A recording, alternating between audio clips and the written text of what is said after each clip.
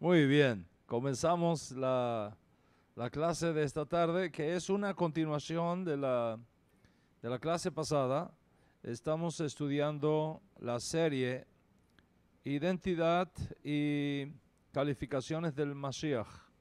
Es extremadamente importante esta clase. Um, Habíamos dejado la clase en un punto interesante cuando se habla del Mashiach por decreto, no por la ley de la herencia, como es el caso de Aarón, sino por la ley del decreto divino. Y habíamos hecho esta pregunta: ¿dónde está ese decreto? ¿Verdad? ¿Dónde está ese decreto? La palabra decreto aparece en el Salmo 2, Teilín 2. Si miramos allí en Teilín 2, dice: el Señor ha establecido el decreto, ¿verdad? Yo pondré un rey en Sión, mi rey voy a poner en Sión, y el Señor mismo, Hashem, ha establecido el decreto. Esa palabra es muy importante en hebreo, el decreto. Mi hijo eres tú, hoy te he engendrado. Mi hijo eres tú, hoy te he engendrado.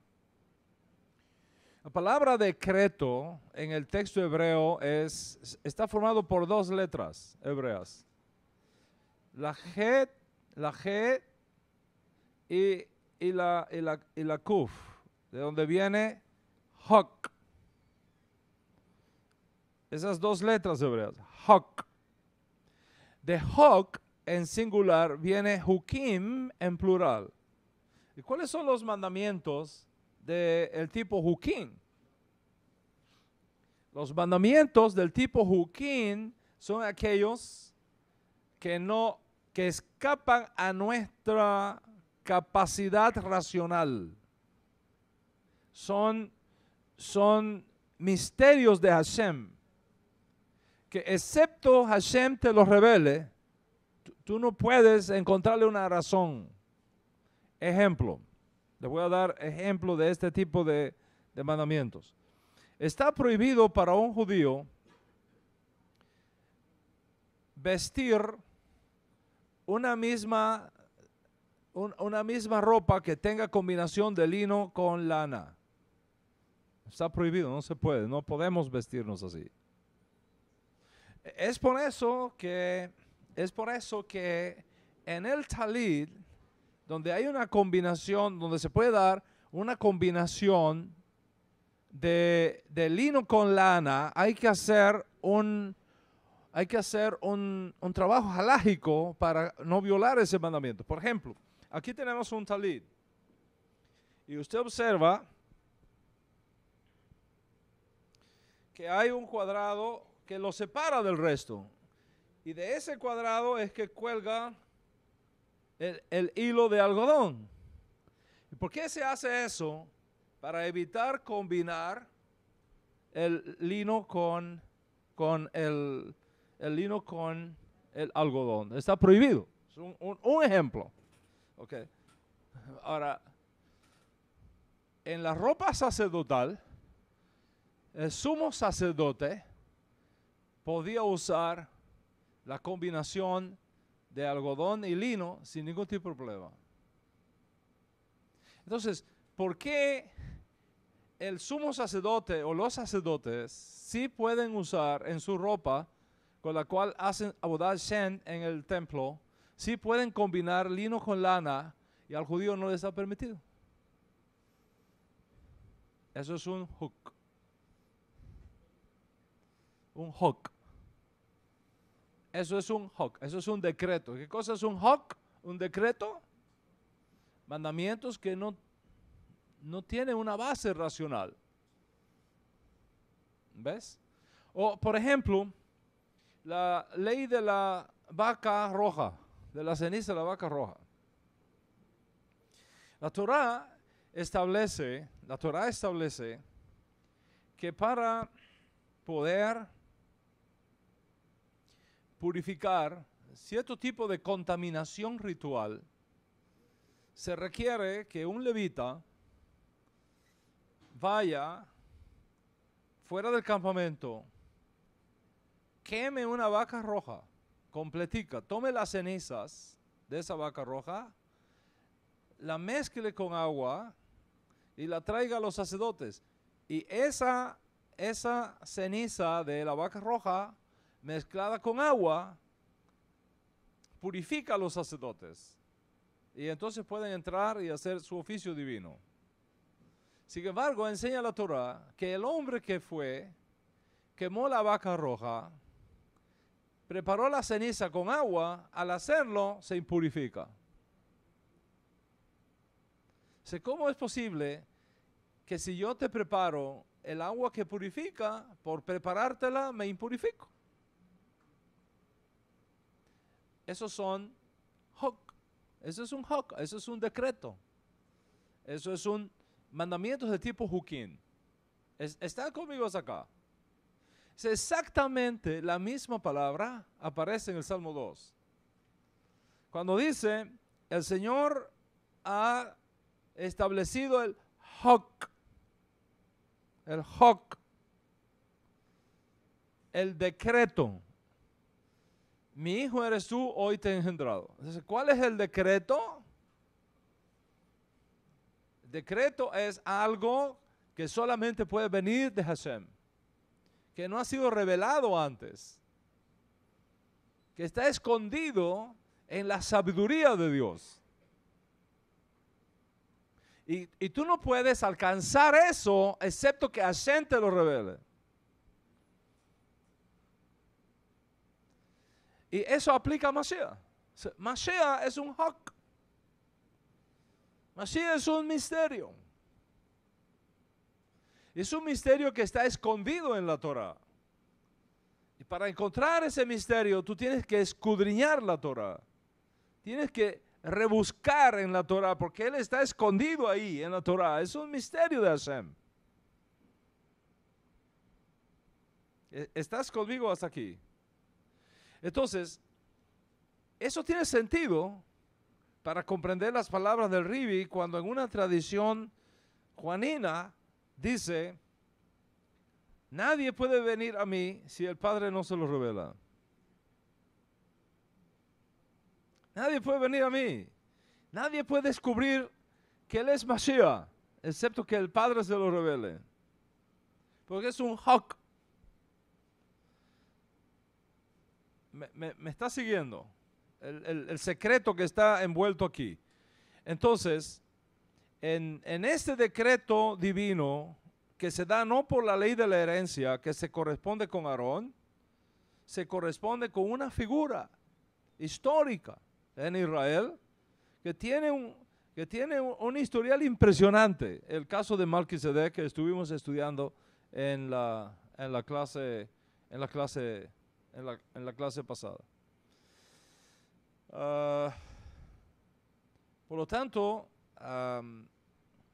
el hecho de que la Escritura diga que era sin padre y sin madre y sin genealogía, no significa que está hablando de alguien no mortal, que no tiene papá ni mamá, sino con alguien que cumplía las exigencias de aquella ciudad-estado donde el aspirante a la monarquía no podía tener a nadie, ni por el lado paterno ni por el lado materno, que hubiera sido rey previamente.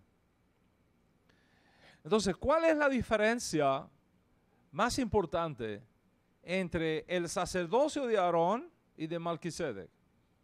¿Cuál es la diferencia más importante? Que el sacerdocio de Aarón se da por decreto y el de Melquisedec por herencia. ¿Esa es la diferencia? No, esa no es la diferencia. ¿Cuál es la diferencia? ¿Cómo? Ok, el sacerdocio de Aarón es por herencia, mientras que el sacerdocio de Melquisedec es por decreto, no por herencia. O sea, está clarísimo, queda claro que según nuestro primer testigo, el rey David y el Salmo 110, el modelo para reconocer al Mesías debe incluir una función monárquica y una función sacerdotal. Si el Mashiach no cumple con esas dos funciones, no es el Mashiach del cual hablan nuestros profetas. Entonces es muy importante conocer esto. La pregunta es, ¿por qué es importante que tú entiendas esto?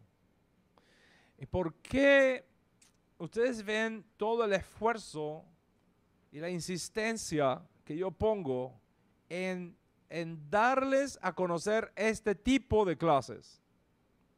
¿Cuál es la importancia de que entiendas esto?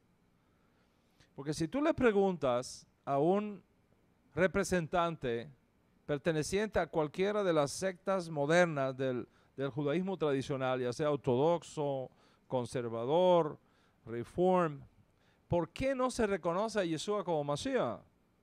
¿Por qué no se reconoce a Yeshua como Mashiach? Te va a responder algo como esto. Primero, Yeshua no cumplió con las profecías mesiánicas. Te va a decir eso. Yeshua no cumplió con las profecías mesiánicas. Te va a decir, el cristianismo contradice la teología judía. Tercero, Yeshua no cumplió con los requisitos de Mesías. Te va a decir, los versículos bíblicos referentes a Yeshua son traducciones incorrectas. Te va a decir, la creencia judía se basa en una revelación nacional, no en una revelación privada.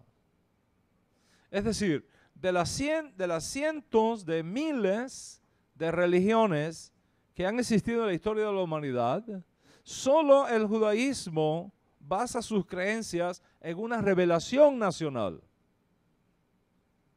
Es decir, Dios mismo hablándole al pueblo en público. Todo el mundo escuchó la voz de Dios en Sinaí cuando se reveló a Moshe Rabeno y le entregó nuestra sagrada Torah. Consecuentemente, como el judaísmo está fundamentado en una revelación nacional, si Dios va a comenzar o fuera a comenzar una nueva religión distinta, tiene sentido que se lo diga a todos y no a una sola persona. El hecho de que Yeshua afirma esta posición talmúdica del judaísmo talmúdico sobre Yeshua, el hecho de que Yeshua creó una nueva religión lo descalifica completamente como Mashiach. Esos son más o menos los argumentos que te vas a encontrar. ¿Ok? Entonces, observa, pon atención a estas objeciones, porque tarde o temprano te las van a presentar. Tarde o temprano te vas a encontrar con ellas, si no es que ya te las están trayendo. Primero, Yeshua no cumplió las profecías mesiánicas. Segundo, el cristianismo contradice la teología judía. Tercero, Yeshua no cumplió con los requisitos de Mashiach. Cuarto, los versículos bíblicos usados referentes a Yeshua son traducciones incorrectas. Y la creencia judía se basa en una revelación nacional, no en una revelación privada. ¿Están conmigo hasta aquí? All right. Cuando tú te encuentras con este tipo de objeciones, ¿cuál es tu respuesta? ¿Cómo le vas a responder? ¿Cómo vas a responder a este tipo de objeciones? Vamos a empezar del final hacia el principio. Primero, en relación con la creencia judía que se basa en una revelación nacional, no en una revelación privada. Es decir, de los cientos de miles de religiones que han existido en la humanidad, solo el judaísmo se fundamenta en una revelación nacional. Dios mismo hablándole a todo un pueblo que escuchó su voz en Har Sinaí diciendo, Anoji Hashem Eloheja, yo soy el Señor tu Dios. Como el judaísmo se basa en una revelación nacional y no en revelaciones privadas, el hecho de que Yeshua o Jesús, en el lenguaje tradicional, el hecho de que Yeshua creó una nueva religión lo descalifica inmediatamente como candidato a Mesías. Esta es una objeción muy fuerte, muy fuerte. Y si tú no sabes cómo responderla, te puedes enredar con ella. ¿Ok? O sea, cuando te traigan este tipo de objeción, tu respuesta es bien simple. ¿Quién ha dicho que Yeshua vino a crear una nueva religión, aparte de la revelada por Jesús en Sinaí? ¿Quién ha dicho eso? ¿De dónde sale la idea de que Yeshua creó el cristianismo? ¿De dónde sale esa idea? Esto es un mito. Eso es un mito. Creado por los historiadores, por los que hacen la historia. Y que atraen siempre el agua para su costal. Eso es un mito. Creado por el cristianismo. Con su teología de la sustitución, con su teología de la transferencia. No tiene nada que ver con la enseñanza de nuestro Santo Maestro y sus estudiantes originarios. No hay un solo lugar, presta atención, no hay un solo lugar en todo el Código Real donde tal idea sea establecida. No existe eso en el judaísmo nazarita. No existe esa idea en el judaísmo nazarita. Empezando por el propio Yeshua, que dice: ni les pase por la mente la idea de que yo he venido a cambiar la ley, o yo he venido a abrogar la Torá, o los profetas. Yo no he venido a anular la Torá, yo no he venido a abrogar la Torá, a declararla sin efecto. Yo he venido a cumplir la Torá. Entonces, la idea de que Yeshua creó una religión nueva es un mito, es una falsa acusación, es un pretexto. Esa es la primera cosa. La segunda, cuando dicen los versículos bíblicos referentes a Yeshua son traducciones incorrectas. Eso es totalmente falso. Totalmente falso. Se están tomando versículos traducidos por no judíos, los padres del cristianismo histórico, nada que ver con lo que realmente dice el Código Real. Por contrario, podemos probar por la Escritura que ha sido el judaísmo talmúdico el que más ha cambiado la Escritura para excluir a Yeshua de la Misná y del Talmud y de la historia de nuestro pueblo.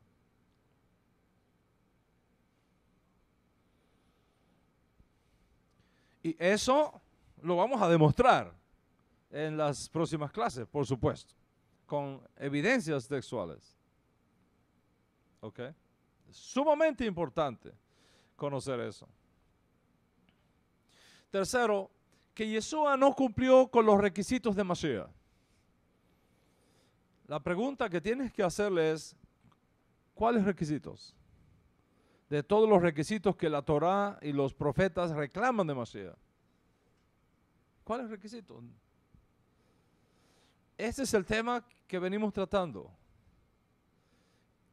y que he venido mencionando y enfatizando, que existen dos modelos para presentar los criterios de aceptación de los reclamos mesiánicos de cualquier aspirante a Mashiach. ¿Cuáles son esos dos modelos? El modelo nazarita y el modelo talmúdico. Dependiendo del modelo que uses, así va a ser la conclusión a la que llegues. La cuarta objeción, que el cristianismo contradice la teología judía. Respuesta: estamos totalmente de acuerdo. Totalmente de acuerdo. El punto está en que nosotros no somos cristianos. Ese es el punto. Ni tenemos una teología cristiana como definida por el judaísmo tradicional. ¿Cuál es la teología judía que nosotros sustentamos y que representamos en esta casa? Los tres pilares del judaísmo. ¿Cuáles son los tres pilares del judaísmo? Revelación, redención y elección. Esos son los tres pilares del judaísmo. Revelación, redención y elección. O sea, un solo y único Dios. Eso es la revelación. Una sola e incambiable Torah. Esa es redención. Y un solo y único pueblo con relación al pacto nacional. Eso es elección. Entonces, ¿qué es lo que se está contradiciendo? Absolutamente nada. Y la quinta objeción, que Yeshua no cumplió con las profecías mesiánicas. Esta declaración procura responder esta pregunta: ¿qué es lo que el Mesías tiene que lograr? ¿Qué es lo que el Mesías tiene que lograr para que sea Mashiach?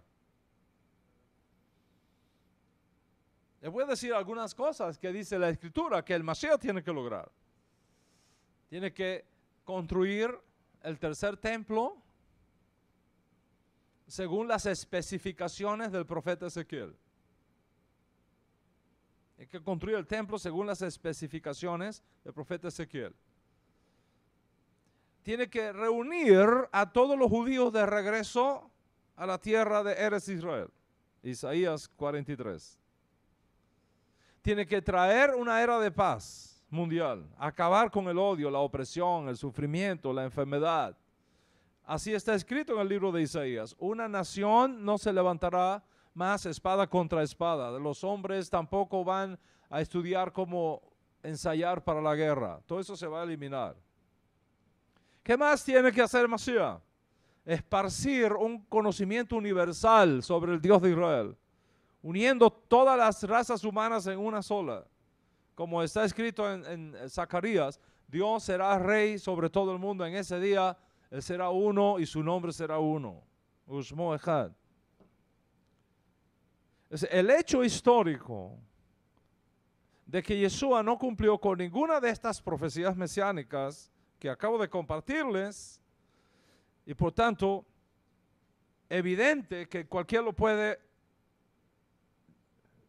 comprobar mirando al mundo, el judaísmo no podrá nunca reconocer a Yeshua como Mashiach. Y tienen razón en lo que dicen. Tienen razón, excepto un punto: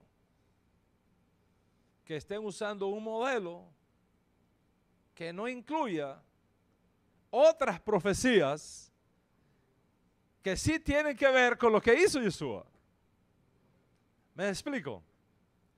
Entonces, esto que en otras clases yo he llamado el eslabón perdido del judaísmo rabínico tradicional, por el cual no pueden ver aún a Yeshua como Mashiach anunciado por Moisés y los profetas.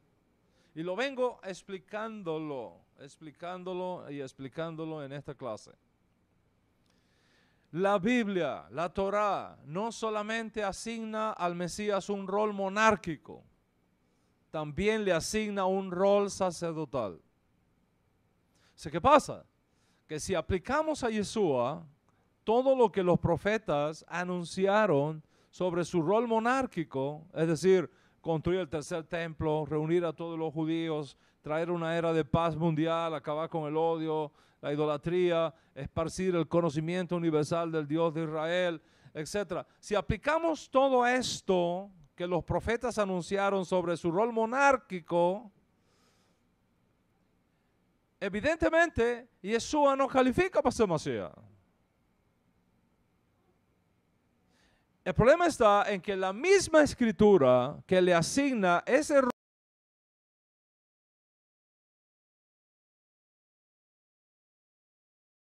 que no podemos soslayar, que no podemos ignorar o dejar a un lado, so pena de perder a Mashiach. Y por esto te hablaba de varios testigos judíos que debo presentarte como puntos de apoyo del modelo propuesto por el judaísmo nazarita.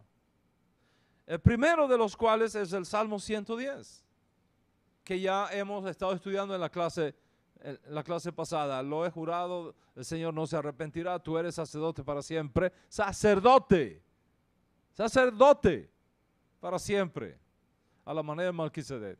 Es un salmo mesiánico, nadie pone en duda eso. Y la pregunta es, ¿por qué se identifica al Mesías ejerciendo un rol sacerdotal si el Mesías es descendiente de la tribu de Judá, a la cual no se le dio sino un rol monárquico, no sacerdotal? La respuesta es que la figura de Melquisedec que estudiamos en la clase pasada sirve como un punto de referencia, porque en Melquisedec tenemos un sacerdote divinamente establecido y un rey en su trono sentado por decreto, no por herencia. ¿Me sigue? Por eso es que sirve de modelo.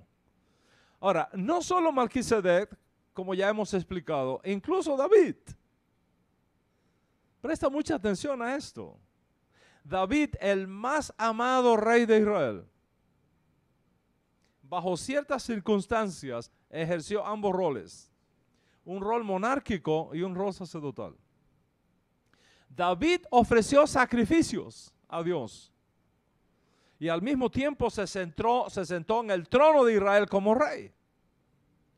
De hecho, les voy a revelar algo que es interesantísimo en la Torá. Se identifica a los hijos de David como Coanín, sin ser descendientes de Aarón.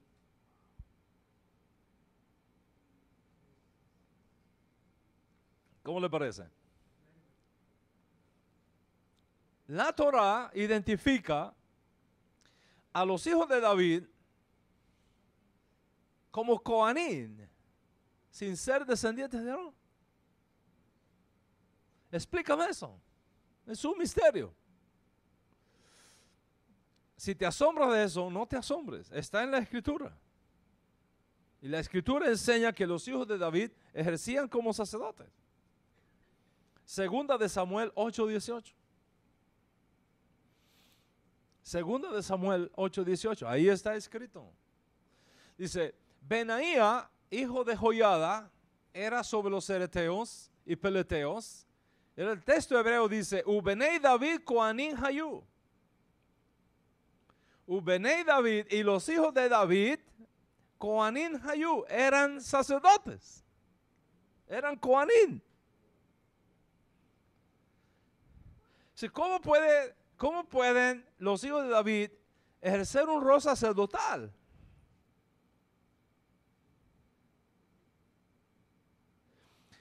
Y el hijo más conspicuo de David, que es el Mashiach, no puede también ejercer un rol sacerdotal. Think about it. Y Yeshua, como descendiente de David y siguiendo los pasos de David, ejerce un rol sacerdotal, además de monárquico. Y así está escrito de él. Tú eres Cohen para siempre, Cohen, sacerdote para siempre, a la manera de Melquisedec. Es decir, no por herencia, sino por decreto, como ya hemos demostrado en el caso de Melquisedec en la clase pasada. Bueno, ese es mi primer testigo, ¿ok? Ese es mi primer testigo.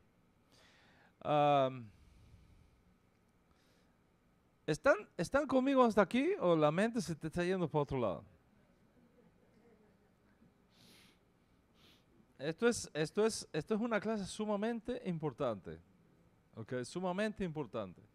Mashiach tiene que luchar contra todo el mal existente en su misma raíz y por lo tanto debe librar las guerras de Dios.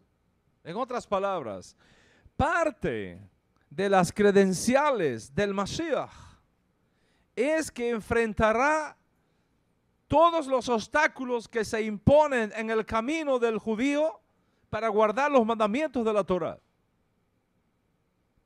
Así que el papel de Mashiach va a ser restaurar la integridad de la Torá para el pueblo judío. Eliminar el obstáculo que impida al pueblo judío guardar la Torá en toda su magnitud y profundidad y traer paz y justicia al mundo. Entonces, ¿cuál es el mayor obstáculo que impide al pueblo judío guardar la Torah íntegramente? ¿Cuál es el mayor obstáculo? ¿Y cómo quitará el Mashiach ese obstáculo que nos bloquea el camino para obedecer la Torah íntegramente? Es aquí donde el modelo nezarita tiene una respuesta única. Única. El Mashiach lo hará mediante dos acciones importantes. Primero como Mesías sacerdotal y segundo como Mashiach monárquico.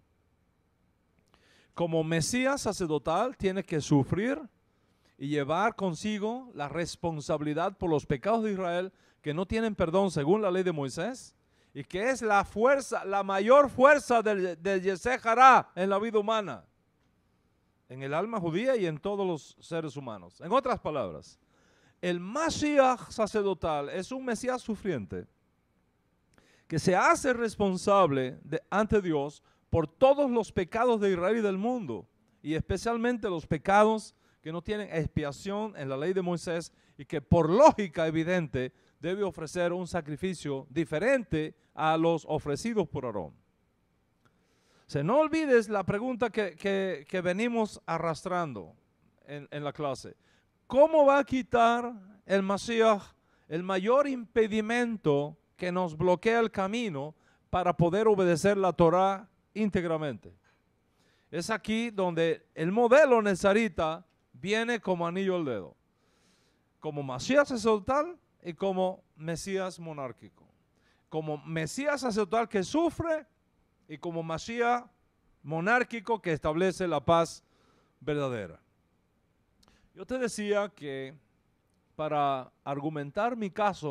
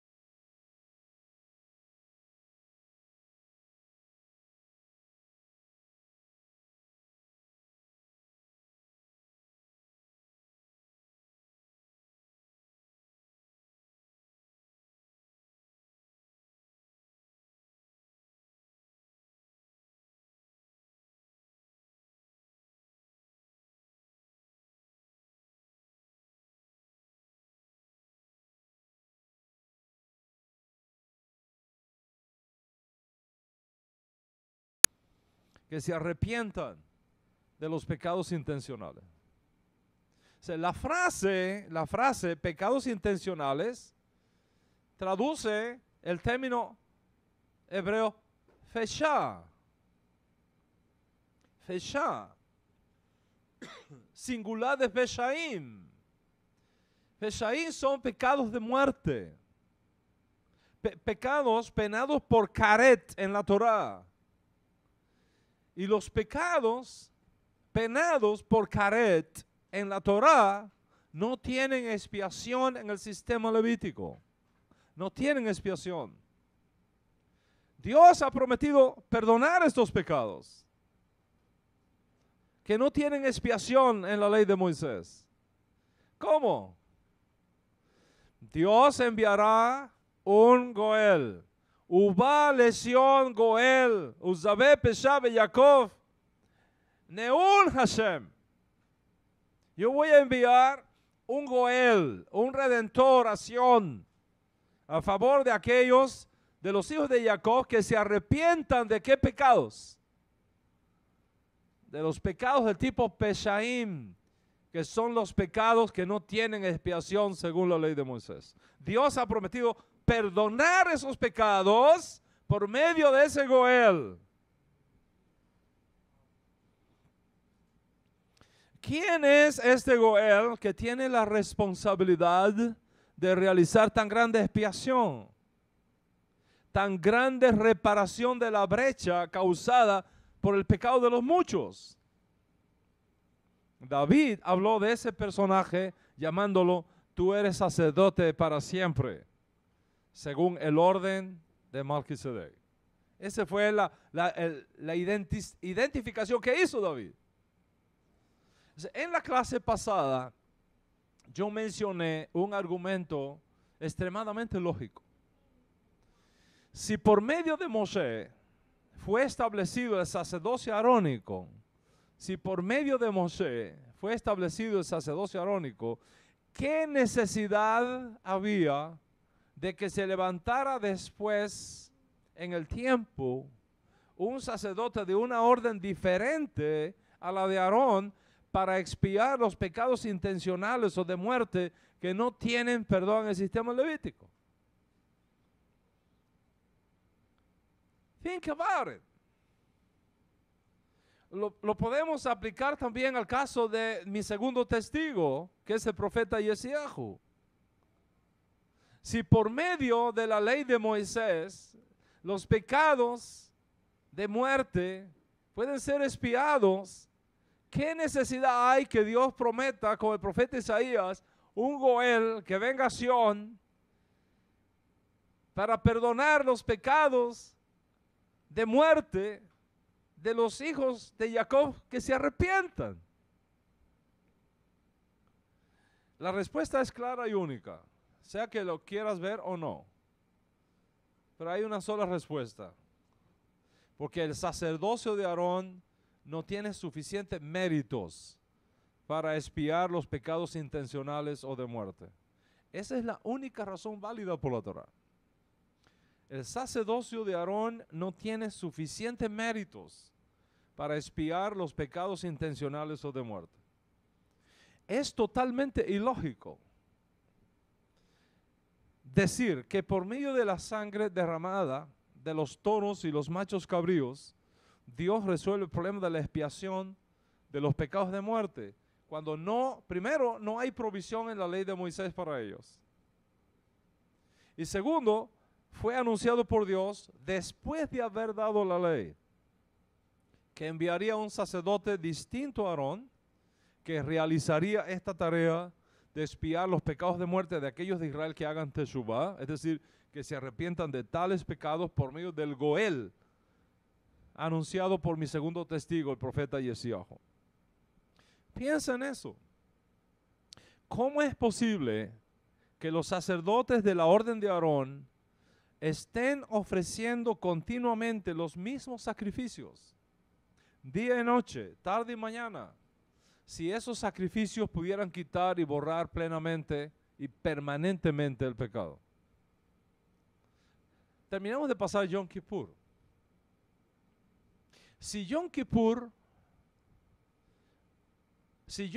borrara totalmente los pecados, solamente con un Yom Kippur ya no habría más necesidad de ofrecer sacrificio por los pecados. Right? Si Yom Kippur borrara totalmente y permanentemente los pecados, solamente con un solo Yom Kippur ya no habría más necesidad de ofrecer sacrificios por los pecados. Si la ofrenda de Shaharit, que se hacía en el templo cuando el templo estaba en pie, y la ofrenda de Minjá, que se hacía en las tardes, pudiera quitar total y permanentemente los pecados, ¿por qué habría que estarlas realizando todos los días sin cesar? La razón es precisamente por no tener en cuenta el modelo nezarita para identificar al Mesías. Si los sacrificios por el pecado que realizaba el sacerdocio arónico pudiera borrar para siempre el pecado, una vez ofrecidos, ya no tendrían que ofrecerse repetidamente.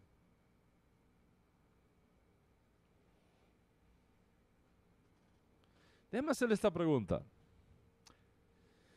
Usted compra su casa a crédito, ¿verdad? Usted compra su casa a crédito. Y usted manda un pago al mes al banco, ¿verdad? ¿Por qué al próximo mes tiene que volver a mandar otro pago?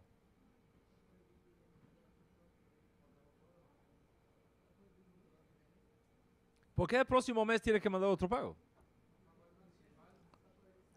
Porque ese pago que envías mensual no cubre la totalidad de la deuda contraída. Por eso tiene que mandar uno todos los meses. Todos los meses tiene que mandar uno y otro y otro y otro y otro.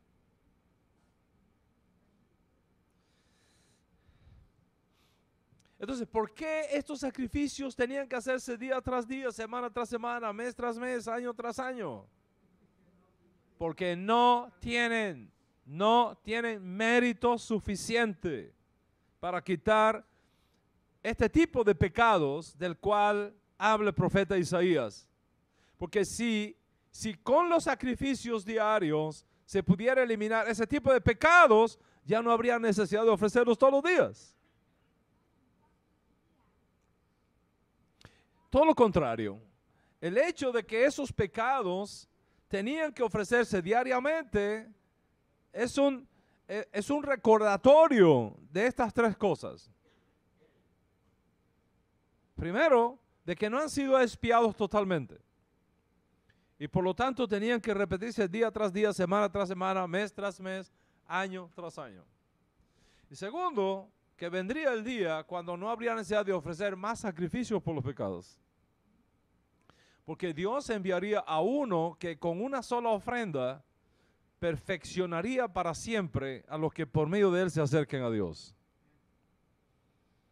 Y tercero, que la solución de Dios a este problema se esconde en un sacerdote que él enviaría, distinto de la orden de Aarón, para ejercer una función sacerdotal como Goel, como redentor, que expiaría los pecados de muerte de Israel y del mundo. ¿Estás conmigo hasta acá? Entonces, es sumamente importante conocer estas cosas. Voy a compartirte algo en la clase de esta tarde que es críticamente importante también. La intención original de Dios. Fíjate que estoy hablando. La intención original de Dios, entre otras cosas, preparar mediante estos sacrificios, según el orden de Aarón, la mente de Israel para entender el sacrificio único y supremo que tendría que hacer otro sacerdote, no relacionado con Aarón, y enviado como Goel para resolver el problema que no tiene solución en la ley de Moisés. Todos estos sacrificios son terapéuticos, didácticos, instructivos. Preparar la mente de Israel para entender ese otro y final sacrificio. Les voy a leer el profeta Jeremías, que menciona esto cuando dice, preste atención a lo que dice el profeta Jeremías, capítulo 7.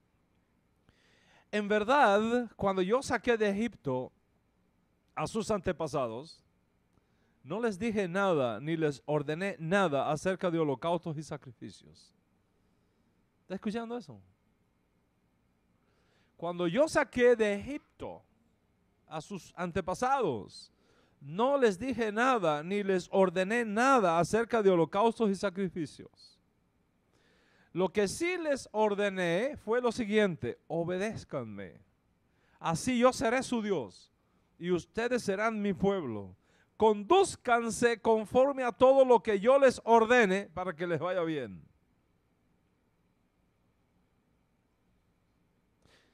Lee la escritura y verás que cuando Dios nos entregó los 10 mandamientos, no hay mención de ningún tipo de sacrificios ahí. ¿Hay algún sacrificio ahí? ¿Los 10 mandamientos? No hay sacrificios. En realidad, todos los sacrificios son dados después del pecado del becerro de oro. En el Salmo 40, dice David: a ti no te complacen sacrificios, ni ofrendas en el altar. ¿Está escuchando? A ti no te complacen sacrificios ni ofrendas sobre el altar, pero me has operado los oídos, me has perforado los oídos. Es decir, me has circuncidado el corazón, me has hecho obediente por hacerme entender. ¿Hacerme entender qué cosa? Dice David: tú no has pedido holocaustos ni sacrificios por el pecado. Por eso dije, aquí me tienes, como el libro dice de mí: me agrada, Dios mío, hacer tu voluntad, tu Torah la llevo adentro de mí. Estas son palabras gruesas. Al decir tu Torah, tu ley, llevo dentro de mí, está haciendo una alusión a lo que luego va a decir el profeta Ezequiel en el capítulo 36 de su profecía: derramaré mi espíritu dentro de ustedes y les cambiaré el corazón, y en lugar de un corazón de piedra les daré un corazón de carne, y pondré mi Torah dentro de ustedes y derramaré mi espíritu sobre ustedes para que anden en mis mandamientos y los pongan por obra. Esto fue así hasta el tiempo cuando Dios enviaría un sacerdote posterior y diferente a Aarón para hacer una expiación de una naturaleza distinta a la de Aarón, a fin de quitar para siempre los pecados de muerte y eliminar la brecha existente entre un Dios santo por un lado y un pueblo que vive quebrantando la Torah de Hashem por el otro. Aarón ofrecía, por causa de los pecados, el nefesh, escondido en la sangre de los toros y los machos cabríos, y en las ofrendas no cruentas, untadas con las cruentas para que hasta los más pobres pudieran presentarla. Eso es lo que tenemos en la Torah. Pero este otro sacerdote ofrecería, por causa de los pecados de muerte que no tienen perdón en la ley de Moisés, no el nefesh, no el alma en la sangre de los toros y de los machos cabríos, sino un nefesh superior, la neshama de su propia vida, en expiación por los pecados de Israel. Y nos presentaría esta neshama, que fue su propia alma, no en el altar del sacrificio usado por Aarón, sino en un altar no hecho de manos, el que se le mostró a Moisés en visión sobre el monte Sinaí.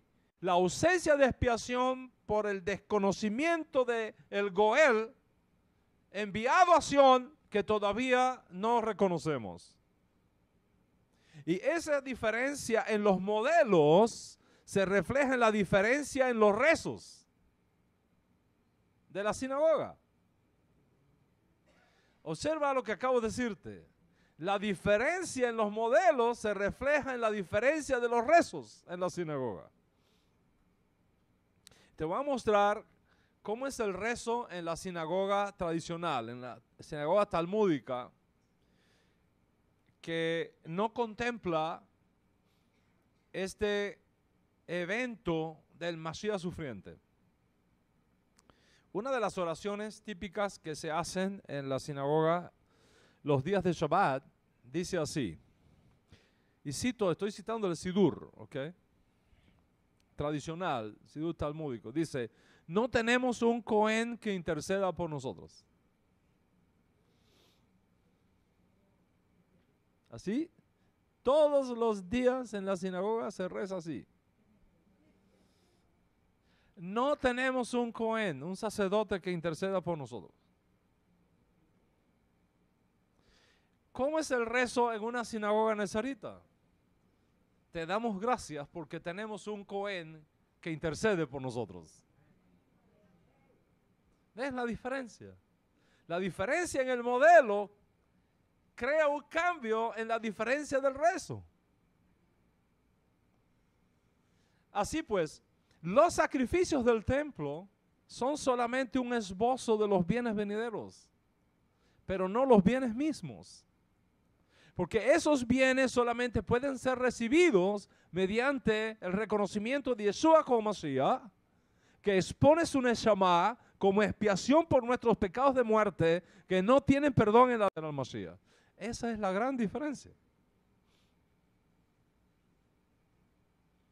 ¿En qué consiste el modelo netzarita y en qué consiste el modelo talmúdico? El modelo netzarita consiste en esto. Según el modelo netzarita, el Mesías debe realizar dos funciones.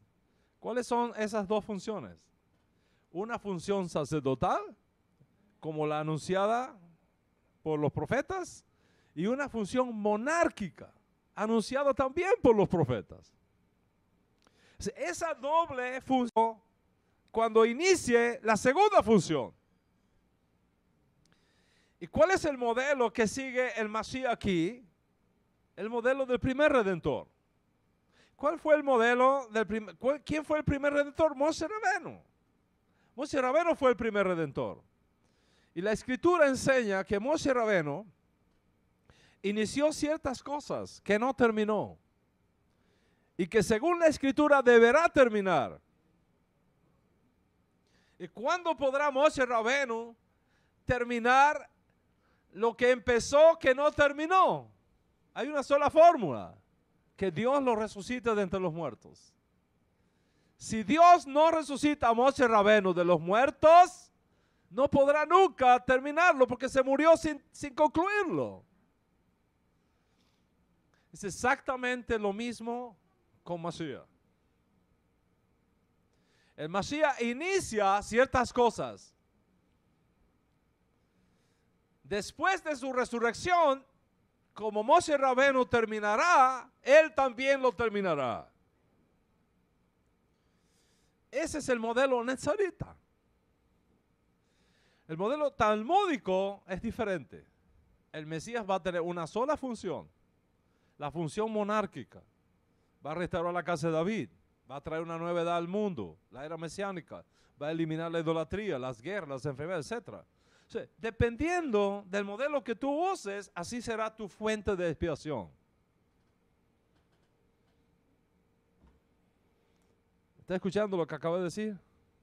Según el modelo que tú uses, será tu fuente de expiación. Por ejemplo, y aquí es donde esta clase se pone buenísima. El judaísmo tradicional, sea ortodoxo, sea conservador, reformista, no tiene una fuente de expiación por los pecados. No tiene. Mucho menos por los pecados de muerte. No tiene una fuente de expiación. ¿Por qué? Porque sigue el modelo talmúdico que ignora la función del Mesías sacerdotal.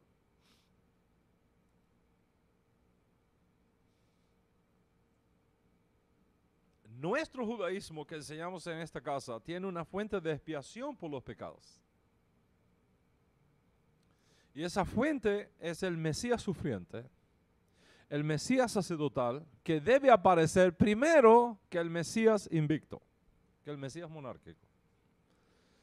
El judaísmo tradicional tiene, mira esto, el judaísmo tradicional tiene que reinterpretar la escritura, la mayoría de las veces cambiándola, para hacerla decir que ahora, sin templo, las oraciones de nuestras bocas pueden reemplazar los sacrificios del templo y convertirse en una fuente de expiación para Israel. En otras palabras, el judaísmo tradicional, por su obstinación contra Yeshua, ha creado una teología del reemplazo, tan mala como la creada por el cristianismo tradicional. El judaísmo nezarita no requiere de tales malabarismos teológicos para forzar la escritura a decir algo que no dice, sino que acepta en su totalidad el testimonio de Dios mismo que nos ha dado en la Torá y que nos ha dado en los profetas en relación con la única forma que Dios ha establecido para expiar esos pecados que no permiten al hombre alcanzar el mundo por venir, que son los pecados de muerte. El servicio sinagogal en el judaísmo tradicional es un esfuerzo humano extraordinario para reproducir virtualmente, por medio del rezo, los sacrificios expiatorios que se hacían cuando el templo estaba en pie, en la esperanza de que esa reconstrucción virtual del servicio en el templo sirvan para expiación de sus pecados. El servicio sinagogal en el judaísmo nezarita no es un esfuerzo humano para buscar una fuente de expiación de algo que no lo tiene, sino la expresión de gratitud y alabanza a Dios en frutos de labios que exaltan su gloria y su poder por darnos a Yeshua, lo que nos ha prometido a través de Moisés y de los profetas. El judaísmo tradicional busca desesperadamente la sangre de los toros y de los machos cabríos que ya no pueden ofrecerse por cuanto el templo está destruido. El judaísmo nezarita procura ofrecer a Dios mediante Yeshua sacrificios de alabanza que traigan honor a Hashem por su fidelidad. Y ahora les voy a mostrar algo interesante. ¿Cuáles son las dos figuras históricas que están presentes en los modelos de identificación del Mashiach? ¿Cuáles son esas dos figuras históricas? El modelo talmúdico, en el modelo talmúdico, ¿sabes cuál es la figura histórica que se usa? Y contempla sus cenizas a fin de tener piedad de nosotros y abolir todos los decretos duros y nefastos que pesan sobre nosotros.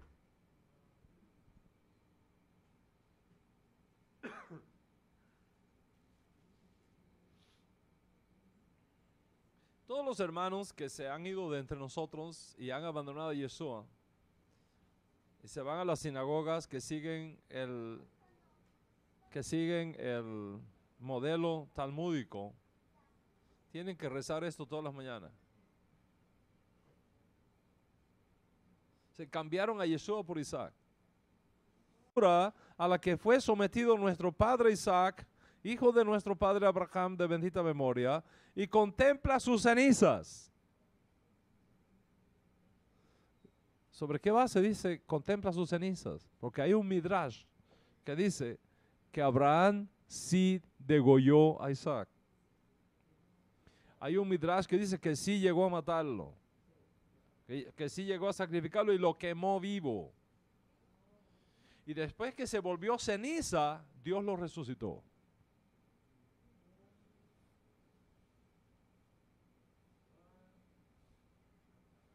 ¿Está escuchando?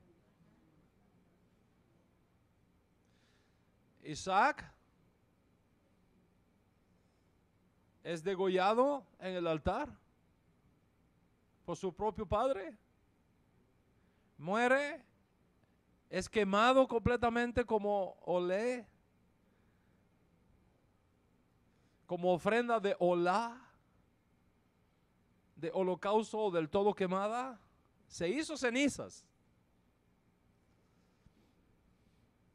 Y sobre la base de ese midrash, la sinagoga, que no tiene la fuente de expiación que propone el judaísmo nezarita, reza así: sea tu voluntad, oh eterno Dios nuestro y Dios de nuestros padres, que te colmes de misericordias a nosotros, y de ese modo, por la abundancia de tu misericordia, recuerda para nosotros la atadura a la que fue sometido nuestro padre Isaac, hijo de nuestro padre Abraham, de bendita memoria, y contempla sus cenizas,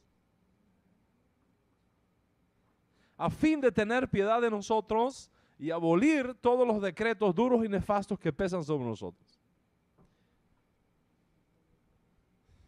El modelo que presenta el judaísmo nezarita ha encontrado en aquel de que nos habla simbólicamente Isaac, que no llegó a ser sacrificado nunca. Porque nosotros sabemos por el relato bíblico que Abraham nunca sacrificó a Isaac. Pero sirve de símbolo. Símbolo de un Goel que Hashem enviaría a Sion a favor de los hijos de Jacob que se conviertan de sus pecados intencionales. O sea, ¿cómo es el rezo que resulta del modelo talmúdico que ignora al Mesías sacerdotal? Voy a seguir leyendo. Dice así: soberano del universo, tú nos ordenaste ofrecer la ofrenda continua a su debido tiempo, que los Coanín oficiaran en su servicio, los levitas cantaran en sus estrados y los israelitas estuvieran en sus puestos. Pero en el presente, debido a nuestros pecados, el santo templo está destruido, la ofrenda continua ha cesado y ya no tenemos más Cohen en su servicio, ni levita en su estrado, ni israelita en su puesto. Sin embargo, tú dijiste: serán sustituidos los toros de las ofrendas con la plegaria de nuestros labios. Citando Oseas capítulo 14, verso 3. Observa cómo se acude al profeta Oseas para encontrar una solución a la falta de sacrificios del templo.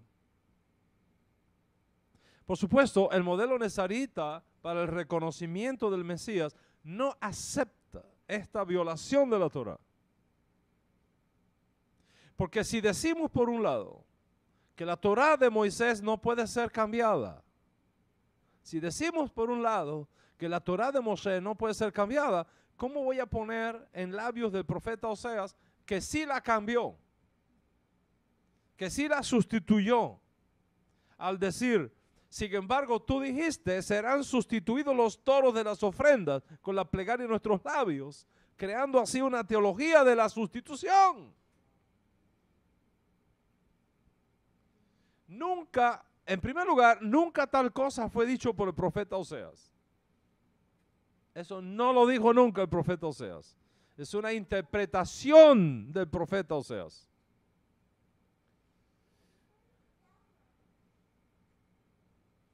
El problema muchas veces viene porque piensa que la gente no tiene acceso al texto bíblico, al texto hebreo.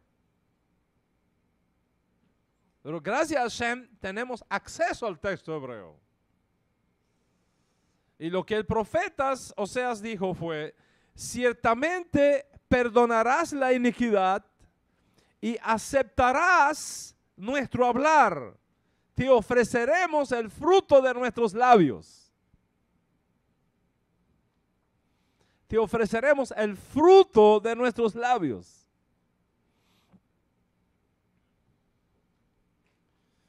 Pero de eso a decir, serán sustituidos los toros de las ofrendas con la plegaria de nuestros labios, hay 1000 años luz de diferencia.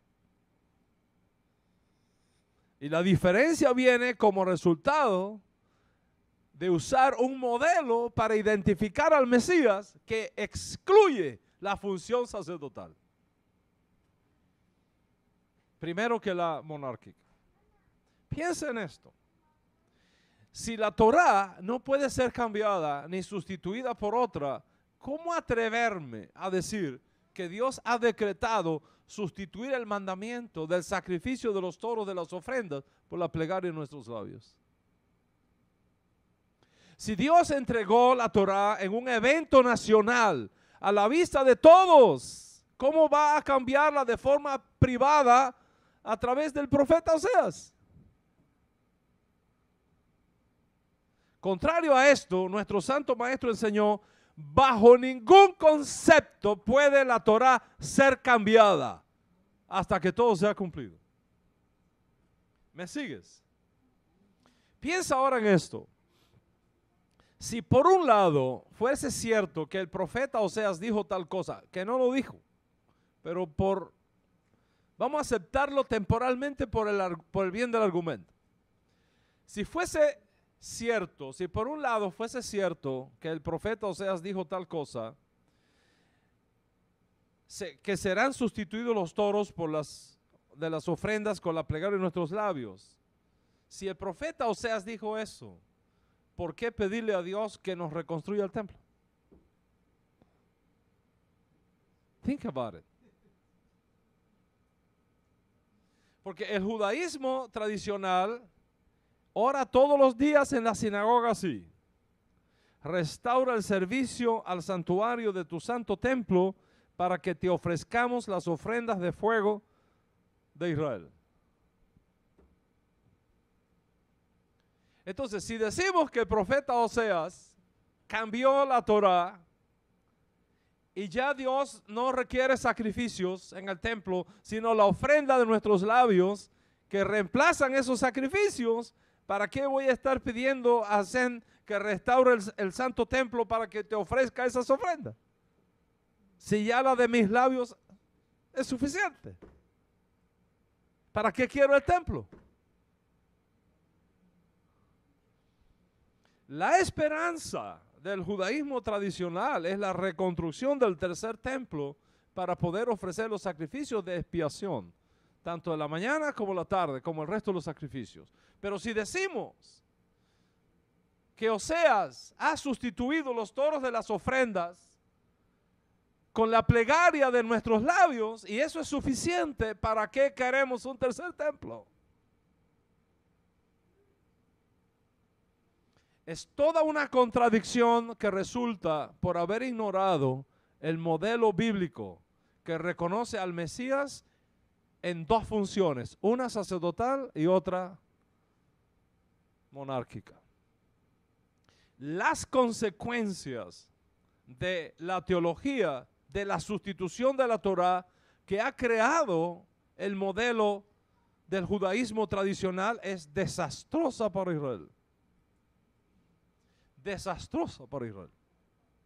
Y ha llevado a un falso concepto de la elección que ha provocado un mal concepto del judaísmo entre las naciones. ¿Y cuál es la razón por la que el judaísmo tradicional ha perdido a Yeshua como Mashiach? ¿Cuál es la razón?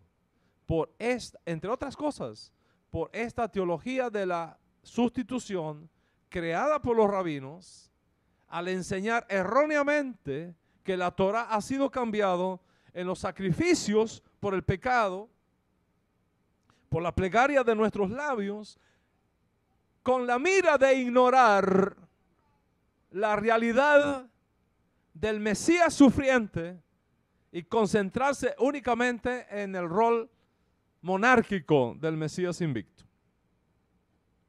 Entonces, ¿qué tipo de judaísmo propone el judaísmo nazarita?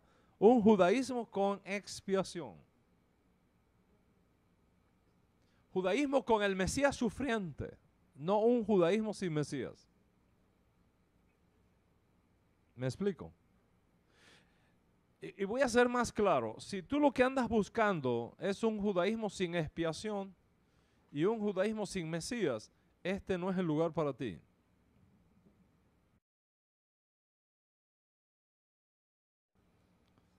En Miami, en Chicago, en Israel, en Colombia, en Argentina, en México, aquí en New York, existen muchas sinagogas magníficas, con excelentes edificios, con magníficos cantores, con excelentes rabinos.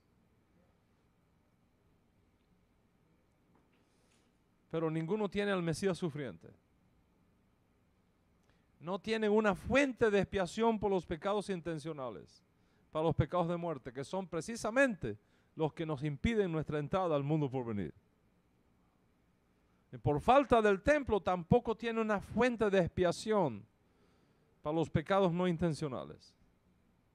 Entonces, si tú quieres pasarte la vida rezando a Dios y diciéndole, tenga misericordia de mí por los méritos de Isaac que murió y mira sus cenizas, todo lo cual es una falsedad, porque eso nunca ocurrió. Esa es tu decisión personal. El modelo propuesto por el judaísmo talmúdico parte de una falsa premisa, que Isaac murió en sacrificio expiatorio y que de sus cenizas podemos hallar mérito para anular todo decreto duro y nefasto que pese sobre nosotros. Ese es el modelo que propone el judaísmo talmúdico. El modelo que propone el judaísmo nezarita parte de una verdad, que el Mesías sufriente murió ofreciendo así méritos para nuestra redención. El judaísmo tradicional busca en Isaac una fuente de expiación. El judaísmo nezarita encuentra en Yeshua esa fuente de expiación.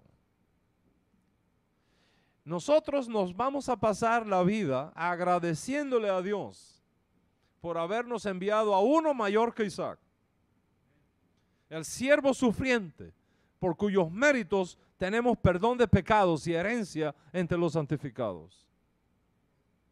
Estos son dos modelos que establecen la diferencia principal entre el judaísmo nezarita y el judaísmo talmúdico.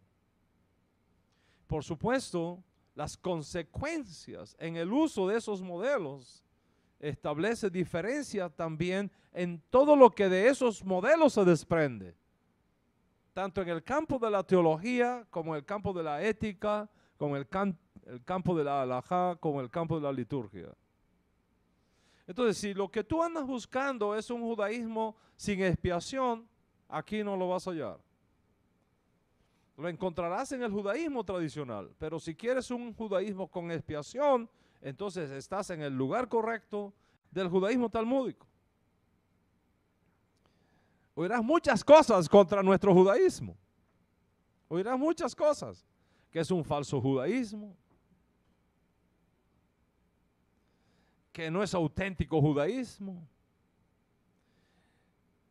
que no tenemos auténticos rabinos, que no es un judaísmo reconocido por Israel, y para de contar. Cuando escucho estas cosas, me parece oír la ignorancia de una piña diciéndole a la uva, por cuanto no eres piña, no eres fruta.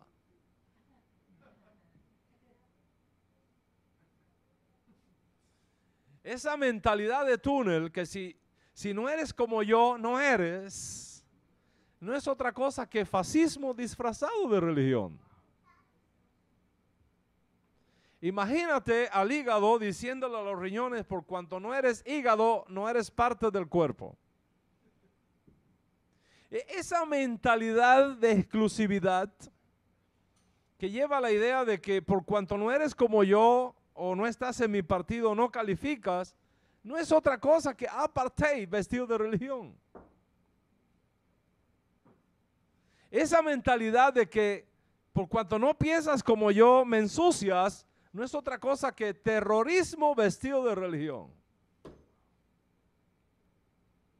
Y eso es lo que ha llevado al odio sin causa.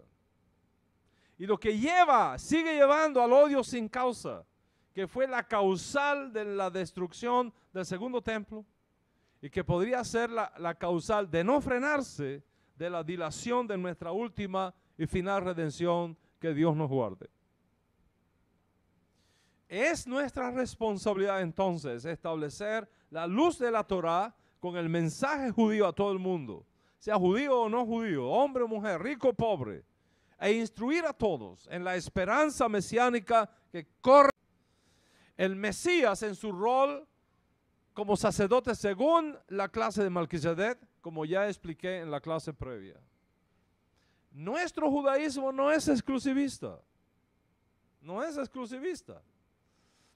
Nuestro judaísmo es un santuario que ofrece la sombra de la redención operada por nuestro justo Mesías a favor de todo Israel y a favor de todas las naciones de la tierra. Les digo algo. Mientras más conozco al judaísmo tradicional sin Mashiach, y mientras más conozco el judaísmo con el Mesías Yeshua, más comprendo que estoy del lado correcto. Porque estoy del lado de la Torá, del lado de los profetas. Estoy del lado del amor, de la gracia, de la justicia, de la esperanza. Por supuesto, esto no nos hace mejores, ni superiores, ni perfectos. Porque no estamos hablando de nosotros, estamos hablando de lo que nosotros representamos. Lo único perfecto es Hashem. Y lo único bueno es Dios. Por eso es que hablamos así. Nos falta mucho. Aún nos tenemos que esforzar más y elevarnos más y perfeccionarnos más. Pero ¿sabes qué? Ante Dios somos irreprensibles. No por nosotros mismos, sino por los méritos de nuestro justo Mesías. Esos méritos que nos van siendo imputados, porque Dios es misericordioso, para saber que tú estás dando el máximo de tu capacidad, que tú estás haciendo el máximo de tu esfuerzo, a pesar de tus errores, a pesar de tus debilidades y a pesar de tus fallas en el proceso. El día vendrá cuando Mashiach invicto aparezca. El día vendrá cuando el hombre noble que fue a recibir un reino y volver, regresará otra vez. Y entonces se sabrá quién es quién. Entonces se va a saber qué conversión es auténtica y aceptable. Y quién irá para dónde. Pero mientras tanto, resistiremos toda presión, toda ofensa, toda acusación. Resistiremos toda oferta de vender a nuestro justo Mesías por un plato de lentejas. Resistiremos con la ayuda del cielo todo rechazo, aún de aquellos que son los que más amamos en este mundo. Porque no sacrificamos la verdad por la amistad, ni buscamos la gloria de los hombres, sino solo la gloria de Dios.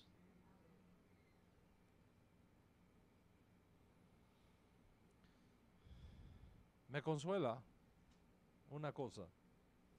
Me consuela saber que finalmente Dios tendrá misericordia de todos y nos salvará, porque la salvación es de Dios, no del hombre.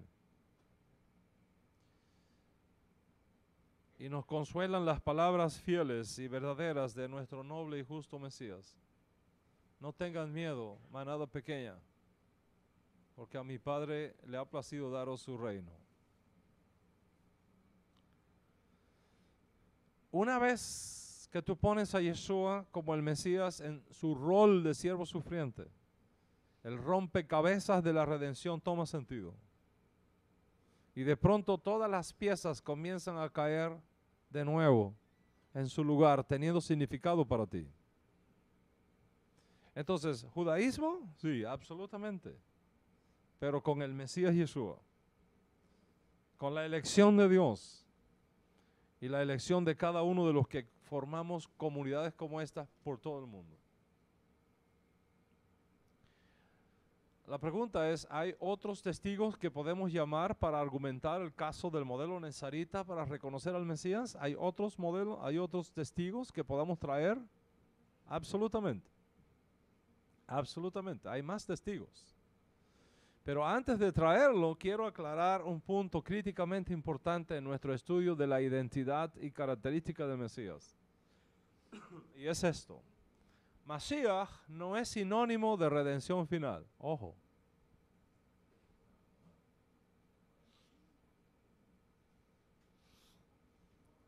Mashiach no es sinónimo de redención final. Son dos cosas diferentes.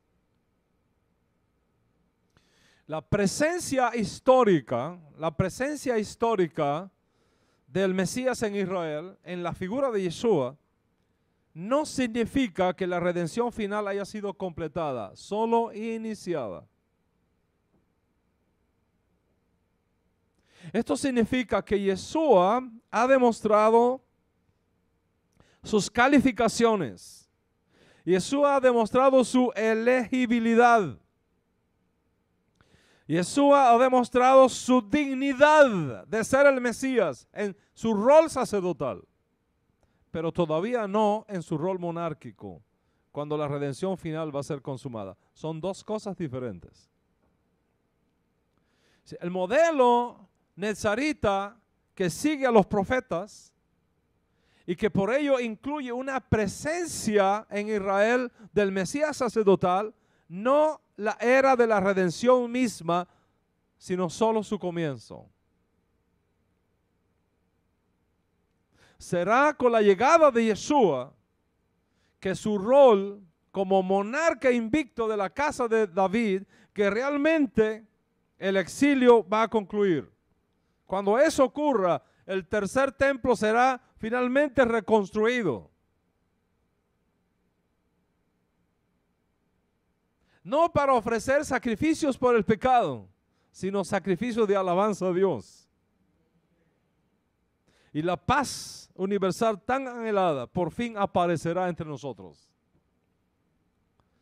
Pero el Mashiach sacerdotal no tiene que hacer todas estas cosas para probar que Él es el Mashiach. Porque ya se supone que es Mashiach cuando comenzó su carrera mesiánica como siervo sufriente. La siguiente etapa es cuando completa la tarea y cambia el estado de exilio a la redención final. En otras palabras, la redención tiene dos etapas. En la primera etapa, Mashiach está aquí y realiza su función sacerdotal. Y aún seguirán los problemas en Israel. Y aún seguirán los problemas en el mundo. ¿Por qué? Porque Mashiach no es sinónimo de redención final. Aunque estos dos términos están interconectados, no es la misma cosa. Mashiach significa la persona que es ungida, el designado por Dios, el líder que sacará a los judíos del exilio y que va a traer la redención final. Pero antes de hacer eso, tiene que ser un ser humano nacido en el mundo, en el momento de exilio, tiene que vivir en las condiciones de exilio cuando la mayoría de los judíos estén fuera de Israel, que fue el caso cuando Jesús apareció en Israel, que la mayoría de los judíos están fuera de Israel. En otras palabras, el Mashiach tiene que ser un líder cuando todavía el exilio es un hecho en la vida y en la realidad de Israel, como lo fue en el primer siglo. Y es por eso que el Mashiach se esconde de nosotros por un tiempo. Hasta que, como dice el Salmo 110, el Eterno ponga a todos tus enemigos bajo tus pies. Visto así, el Espíritu de Dios promoviendo los ideales del judaísmo de la manera más destacada. Cuando esto haya sido logrado, el siguiente paso, la segunda etapa, es cuando recibe autoridad divina para reaparecer de nuevo entre nosotros con la habilidad dada por Dios para reconstruir el tercer templo, para reunir a los judíos de todo el mundo en Israel y para comenzar la edad mesiánica, la era universal de paz y de justicia. En otras palabras, Mashiach ya es Mashiach. Ya es Mashiach. Y Él actúa como Mashiach por medio de su espíritu en el periodo de exilio donde todavía estamos. Esto es análogo a Moshe Rabenu, el primer redentor del pueblo judío. Le voy a hacer esta pregunta. ¿Cuándo se convirtió Moshe Rabenu en redentor? de Israel. ¿Cuándo se convirtió Moshe Rabeno en Goel de Israel? Cuando Moshe Rabeno obtuvo ese título. Si tenía que llamarse a sí mismo por el título de Redentor de Israel. ¿Cuándo? Cuando se paró frente a la zarza ardiente y Dios le dijo, ve al faraón, yo te he ungido, ve al faraón y dile que deje ir a mi pueblo para que me sirva. Moisés, cuando finalmente aceptó ese papel, al principio se mostró reacio, sabemos la historia, ese diálogo, ¿no? Pero al final aceptó. Al momento que él acepta, la misión se convierte en el Goel de Israel. Y fue proclamado redentor del pueblo judío. Pero el hecho de que Moshe Rabenu haya sido declarado el Goel de la primera redención no significa que la redención vino inmediatamente. La redención vino después. Moshe fue elegido, la redención vino luego. Antes que se resolviera el problema de la esclavitud, antes de que Moshe incluso hablara con el faraón, los judíos estaban en el exilio, incluso las cosas empeoraron más. Es más, después que se iniciaron las plagas, todavía el pueblo judío seguía en el exilio. Hasta el día que ahora celebramos la Pascua, los judíos finalmente abandonaron Egipto. Esa fue la primera redención. Pero Moshe Rabeno fue proclamado líder, el ungido, el Mashiach, si lo quieres ver así, incluso antes de que comenzara la redención. Así que una cosa es la elección y otra cosa es la redención final. Una cosa es la unción mesiánica sobre una persona y otra cosa es la redención final de Israel.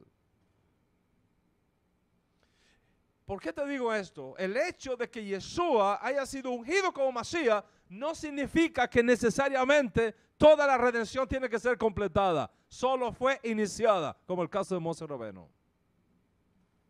Y así como en el caso de Moshe Rabenu, las cosas se pusieron peor en Egipto. Así las cosas se han puesto peor después de Mashiach.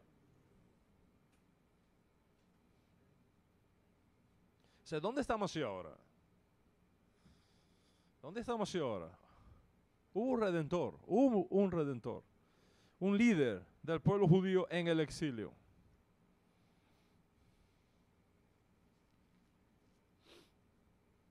Fuera de Israel, fuera del pueblo judío, allanando el camino y haciendo lo que había que hacer para preparar al pueblo judío y el resto del mundo para ese periodo final de redención. Lo mismo es cierto con Mashiach, sigue el mismo patrón. Mashiach está operando ahora en el exilio hasta que los tiempos de los gentiles se cumplan.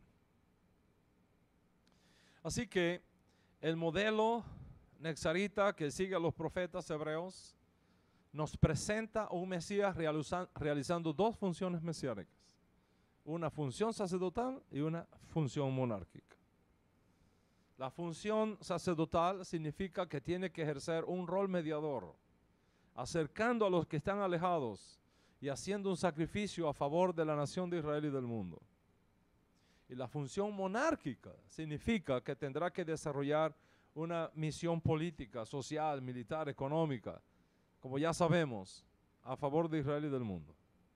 Es por eso que te vas a encontrar profecías que hablan del Mesías como sacerdote y te vas a encontrar profecías que hablan del Mesías como rey invicto. Por ejemplo, sobre el Mesías como sacerdote está escrito en el Salmo 110 que hemos venido estudiando: tú eres Cohen para siempre. Tú eres Cohen para siempre, por la palabra o por la orden de Melquisedec. Y sobre el Mashiach invicto está escrito en el profeta Jeremías, capítulo 23 de Jeremías: y aquí vienen días, declara el Señor, en que levantaré a David un Samach Sadik, así dice, un Samach Sadik, una ramita justa, un renuevo justo, un Malach Melech. Y él reinará como rey, actuará sabiamente, practicará el derecho y la justicia. Dice, en sus días será salvo Judá, e Israel morará seguro. Y este es el nombre con el cual será llamado Adonai Sidkenu, el Señor nuestra justicia. Del Mesías como rey invicto está escrito en el profeta Daniel. Estaba mirando en las visiones nocturnas y aquí con las nubes del cielo venía uno como un hijo de hombre que se dirigió al anciano de días y fue presentado ante él.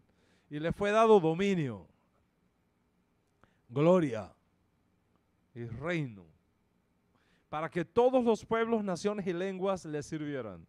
Su dominio es un dominio eterno que nunca pasará y su reino uno que no será nunca destruido. Pero del Mesías sufriente y humilde está escrito en el profeta Zacarías capítulo 9. Regocíjate sobremanera, hija de Sión. Da voces de júbilo, hija de Jerusalén. He aquí tu rey viene a ti, invicto, poderoso, en las nubes del cielo. No.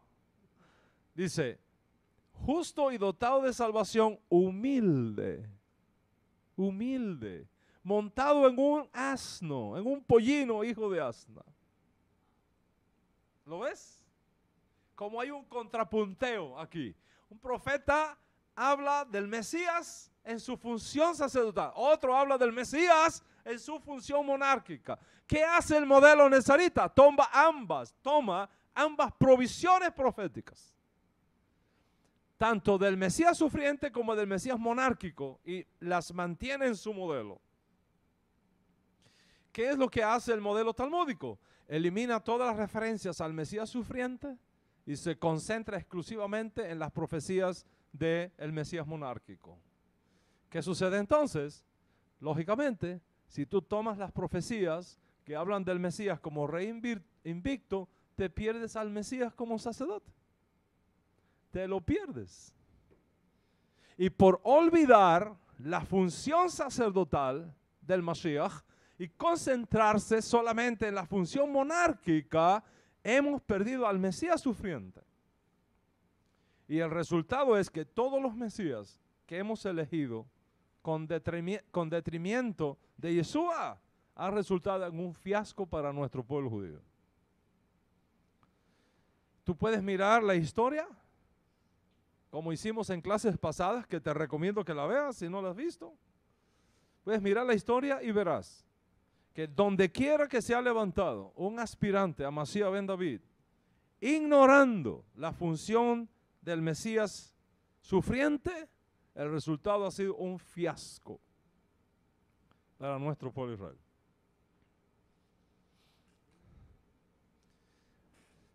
¿Qué has aprendido en esta clase?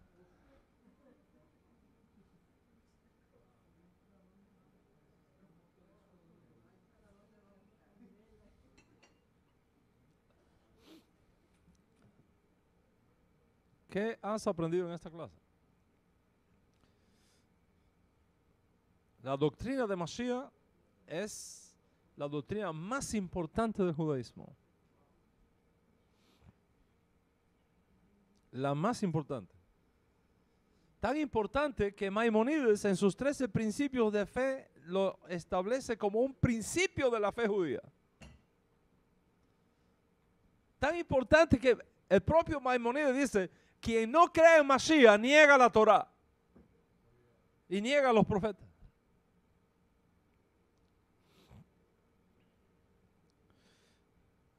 Espero que nunca olvides la clase de hoy.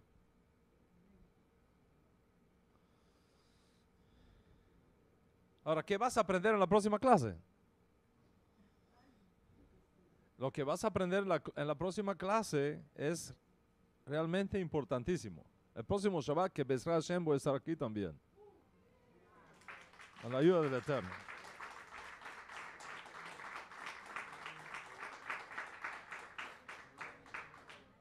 en preparación para la conferencia profética que tendremos al día siguiente, domingo 22 a las 4 de la tarde en New Jersey. Que espero que todos ustedes puedan estar allí presentes con sus amigos para que escuchen esa conferencia. ¿Qué es lo que vas a aprender en la próxima clase, Bezrat Hashem? Lo que aprenderás en la próxima clase es sumamente importante. Y es esto. ¿De dónde sacamos la idea? ¿De dónde nosotros sacamos la idea de que el Mesías se presenta, realiza una función sacerdotal, se oculta por un tiempo y reaparece de nuevo para completar su función como Mesías monárquico, eliminando la idolatría de la tierra, eliminando el exilio judío y trayendo una era de paz y prosperidad para Israel y para el mundo? ¿De dónde sacamos esa idea? ¿Es algo que se le ocurrió a Adán ben Abraham? ¿O es algo que tiene sustento en la Torá y en los profetas y en los sabios de nuestro pueblo? Como ves, estas clases son críticamente importantes para ti. Estudiarlas, analizarlas, volverlas a escuchar, es parte de tu formación como estudiante de Yeshua. Y tenemos la norma en esta casa de que prácticamente en menos de 24 horas de concluir estas clases, todos ustedes que están registrados las reciben por WhatsApp. Y la pueden tener ahí mientras están haciendo su colita de 2 horas de aquí a Manhattan. O en el tren. ¿Verdad que sí? Ahí, en vez de estar mirando si está lloviendo, si va a caer nieve, oyendo, estudiando, sacando provecho de cada minuto que la vida nos da. Estudiarlas, rumiarlas, analizarlas, volverlas a escuchar. Es parte integral de tu formación como estudiante de Yeshua.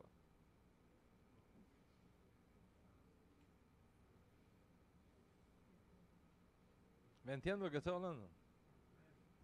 Vamos a practicarlo ahora en la clase, a ver cuánto hemos aprendido. ¿Ok? Eso que vamos a estudiar. ¿De dónde sale la idea de morir y levantarse de los muertos para completar su misión redentora? ¿Puede el Mesías venir de los muertos? Eso va a ser nuestra próxima clase. No te la puedes perder por nada. ¿Ok? Entonces, vamos a hacer una práctica en clase. Quiero 2 voluntarios. Uno me va a representar el modelo tradicional y lo va a defender. Y el otro me va a representar el modelo nezarita. Y vamos a hacer un debate aquí entre ellos dos, a ver cómo respondemos a eso. Pero mientras hacemos esto acá, nos despedimos de ustedes allá online. Con un fuerte abrazo. Les queremos muchísimo. Shabbat Shalom.